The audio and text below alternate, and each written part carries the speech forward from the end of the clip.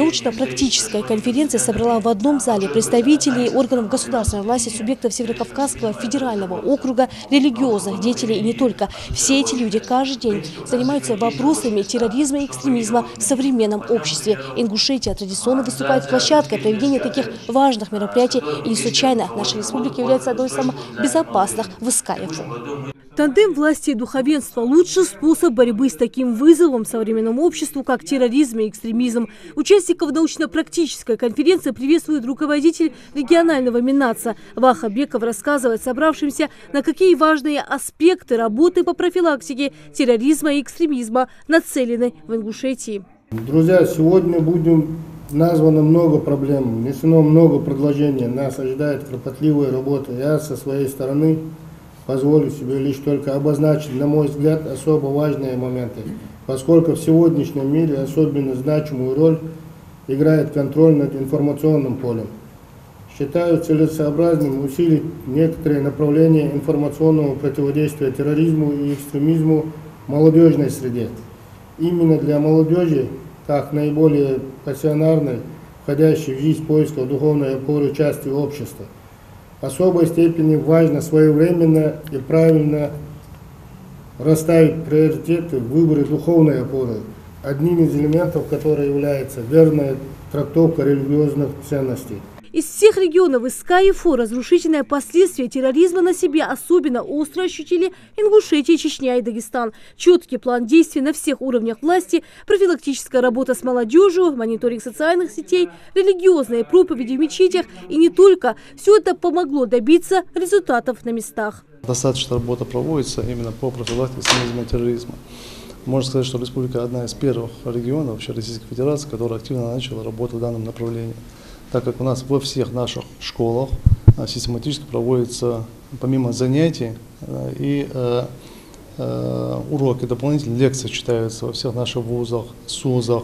Есть специально созданная рабочая группа и по линии Министерства образования, которые выезжают согласно своему графику в каждую школу Республики Ингушетия и также проводят с детьми, уже со старшеклассниками, определенную работу. Конференция, вот к нам приехали делегации из других регионов.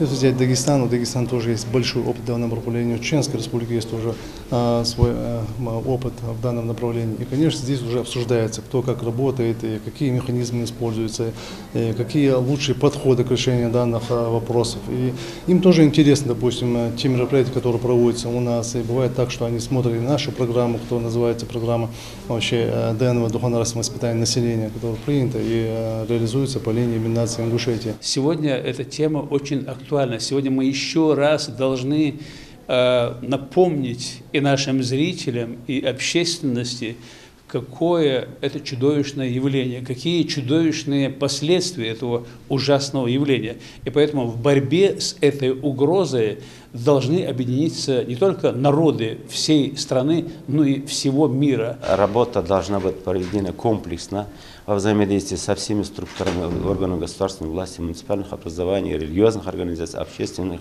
организаций. Без их совместных усилий преодолеть эту проблему тяжело. Очень тяжело. Мы на своей практике, хочу сказать, мы смогли вот это дело наладить. Для реализации тех наших запланированных мероприятий у нас пошли дальше на принятие государственных программ по взаимодействию с религиозными организациями, по профилактике идеологии экстремизма и терроризма. Сегодня наше министерство реализует 4 государственные программы, направленных на решение данных проблем. У нас действительно многонациональная страна. На одной земле проживают люди разных религиозных убеждений, поэтому большая ответственность лежит на духовных институтах. Собравшиеся отмечают, у нас одна родина, поэтому сегодня важно объединиться, ведь наша сила в первую очередь в единстве. Люди поддаются какие-то провокации, кто-то их подогревает и стараются вот сейчас, когда тяжело в нашей стране, вести эту операцию специальную военную, стараются изнутри подточить основы нашего государства, посеять вражду, ненависть, неприятие. Поэтому мы должны еще больше друг с другом сплотиться, и конфессии, и государство вместе постараться преодолеть. Мы можем, мы всегда могли, история нашего государства очень богатая на разные события, в том числе такие вот военные. И у нас есть опыт, и есть традиции, о которых мы постоянно говорим, преодоление этой розни, преодоление неприятия. Мы должны их сохранять, умножать и передавать последующим поколениям. Научно-практическая конференция «Профилактика экстремизма и терроризма как условие обеспечения гармонизации межнациональных и межконфессиональных отношений» еще раз доказала, как важно говорить и решать проблемы вместе. Рина Цычоева, Адам Далаков, Новости 24.